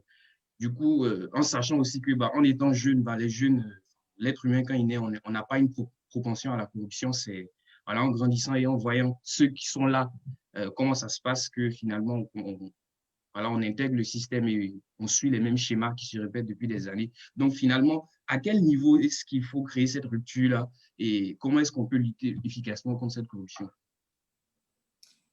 Merci, Monsieur Moussa Nana. Nous passerons la parole à Monsieur Ouedraogo pour répondre à ces questions avant de passer à d'éventuelles interventions. Merci beaucoup. Merci à tous. Je commence par M. Nana Moussa. Alors, je pense que la lutte contre la corruption est d'abord une question de volonté politique. D'abord, s'il n'y a pas de volonté politique, on ne peut pas lutter contre la corruption. Ça veut dire que la corruption est devenue, j'ai envie de dire, a été érigée en mode de gouvernance et de corruption, et de conquête électorale en Afrique. Ça veut dire tout simplement qu'on a fini par faire comprendre à tout le monde que tant qu'il n'y a pas de corruption, on ne peut pas se faire élire. Et là, c'est la question de la volonté politique, parce que depuis des années, on a toujours fait comprendre qu'il faut acheter les consciences. Je prends un exemple banal. Pour efficacement lutter contre la corruption électorale, il va falloir qu'on arrive, encore une fois de plus, je suis désolé de revenir là-dessus, à l'éducation à la citoyenneté. Parce que si le citoyen ne sait pas que même s'il prend 1000 francs avec quelqu'un, il n'est pas obligé d'aller voter pour la personne, les gens vont continuer à aller prendre 1000 francs ou 2000 à aller voter. Et tout le monde n'est pas forcément dans la même dynamique. Parce que j'ai vu tout à l'heure la contribution assez exceptionnelle de M. Zongo qui a fait cas du fait que les esprits éveillés, les gens ne comptent pas sur les esprits éveillés pour les faire élire. Pourquoi? Parce qu'ils savent pertinemment qu'avec la corruption au niveau de la base, les populations locales, on peut facilement avoir un électorat suffisamment consistant pour se faire élire député ou président de la République. Alors que là, si nous arrivons à vraiment développer ce que moi je qualifierais d'éducation à la citoyenneté. Tout est la base, là, c'est d'abord la connaissance de son pays et des textes de la nation. Tout est la base. Comme l'a dit monsieur, je pense, notre ami de la Côte d'Ivoire, tout est là. La base, là, c'est d'abord la question de la connaissance des textes fondamentaux de la République. Dès qu'on le connaît, on les connaît, on a réglé beaucoup de choses. Parce que la corruption, là, elle va au-delà des sphères politiques. Moi, j'en parle parce qu'on parle de démocratie, parce que démocratie rime avec politique, mais regardez même les petits services qu'on fait dans les administrations aujourd'hui. Chacun est prompt à aller dire, je veux une CNIB, une carte d'identité, je veux un passeport. Personne ne veut respecter les normes. Nous sommes tous prompts, même jeunes que nous sommes, à aller dire, il faut prendre 1000 francs, il faut prendre 2000, il faut prendre 5000 francs pour faire rapidement, pour que je puisse avoir les papiers. Avec une telle mentalité, c'est assez difficile à combattre la corruption parce que nous-mêmes, nous sommes des vecteurs de la corruption. Et ensuite, quand vous prenez l'incivisme qui se manifeste partout, il faut que les citoyens eux-mêmes soient responsables. Quelqu'un sort allègrement, il va brûler le feu. Le policier l'arrête au feu, il descend, il négocie, il donne 1000 francs au policier. Il sort, il dit que les policiers sont corrompus. Mais il oublie que si lui avait respecté le code de la route, le policier ne l'aurait pas arrêté. Il y a ces petits éléments-là qu'on ne prend pas en compte, mais qui sont des facteurs aggravants de la corruption. Et à partir de ces petites corruptions-là, elles arrivent à finalement gangréner toute la société et tout le monde se retrouve dans la dynamique de la corruption. Moi, je pense qu'à ce niveau, si nous arrivons à mieux connaître les textes de nos pays respectifs, on va mieux lutter contre la corruption et donner les mêmes chances à tout le monde, sans exception. Deuxième élément assez important, il y a M. Aziz qui a demandé, est-ce que la jeunesse africaine doit s'adapter à cette démocratie ou avoir une autre manière de faire la démocratie? Je pense qu'il a donné, dans sa première question, la réponse. C'est-à-dire que la jeunesse africaine doit travailler à donner une nouvelle dynamique de la démocratie. Qu'est-ce que moi j'appelle nouvelle dynamique? Cette nouvelle dynamique-là doit être fondée sur les blocs politiques. Regardez par exemple pour le cas du Burkina Faso. Vous avez au moins 5 à 10 jeunes qui vous disent qu'ils ont les mêmes idées, les mêmes dévouements révolutionnaires, mais chacun dit non, je vais aller être candidat au lieu de soutenir l'autre. Tant qu'on n'aura pas laissé tomber nos égoïsmes et nos hypocrisies et l'individualisme qui nous caractérisent, on ne pourra jamais avoir des jeunes qui vont créer des blocs politiques. Je l'ai dit une fois, on est dans la dynamique où les jeunes sont en train de faire ce que les anciens faisaient. Je préfère être la tête du rat que la queue du lion. C'est-à-dire qu'entre groupes jeunes, personne ne pense que l'autre est capable d'être devant. Tout le monde veut être devant. Alors que quand on est dans la dynamique où tout le monde veut être devant, systématiquement, on ne peut plus encore à ce niveau-là se dégager un leader dans le groupe, quitte à ce qu'on puisse mettre en avant l'intérêt supérieur de la communauté pour nous mettre en avant pour lutter pour la communauté. Et ça, c'est un vrai problème. Alors, est-ce que l'Afrique a besoin de la démocratie? L'Afrique a toujours besoin de la démocratie. S'il n'y avait pas la démocratie et la liberté là, est-ce que vous pensez que nous, on allait avoir la connexion Internet où on peut se parler comme on veut aujourd'hui, qu'elle soit peut-être de l'autre côté de la frontière du Burkina, que d'autres personnes soient dans d'autres pays qu'on puisse échanger? On a vu dans des régimes dictatoriaux où l'Internet même est coupé. Il y a des pays dans lesquels tout le monde n'a pas droit à la connexion Internet. Allez-y en Chine, vous allez voir. Avant d'arriver en Chine, il faut que avant de quitter le continent, il va falloir installer des applications, sinon vous n'arrivez pas à ouvrir Facebook ou encore les réseaux sociaux. Mais pourquoi c'est ainsi? Parce qu'on veut davantage fermer les citoyens. Parce que là-bas, c'est un système un peu fermé. Donc, en Afrique, moi, je pense que la démocratie est une valeur sur laquelle nous devons travailler pour nous en sortir. Malheureusement, la démocratie telle qu'elle est aujourd'hui est biaisée parce que si vous avez un analphabétisme très développé sur un continent, vous ne pouvez pas parler de démocratie. Ça bavarde dans les oreilles des populations, mais elles ne savent pas ce que ça veut dire. Elles ont faim, elles n'ont pas 3 repas par jour. Dans mon développement, je vous ai dit, il y a 4 besoins élémentaires. Tant qu'on ne les a pas, on ne peut pas parler de démocratie. Se loger, se nourrir. Et il y a d'abord donc ces éléments. Tant qu'on ne les aura pas réunis, permettez-moi de faire donc rapidement, de remonter le fil de mes idées à ce niveau, parce que j'ai mon texte là devant moi ici. Tant qu'on n'aura pas donc ces éléments-là, ça va être assez difficile parce que sur le continent africain, voilà, se nourrir, se loger, se former et se soigner. Voici les 4 éléments majeurs de la démocratie en Afrique.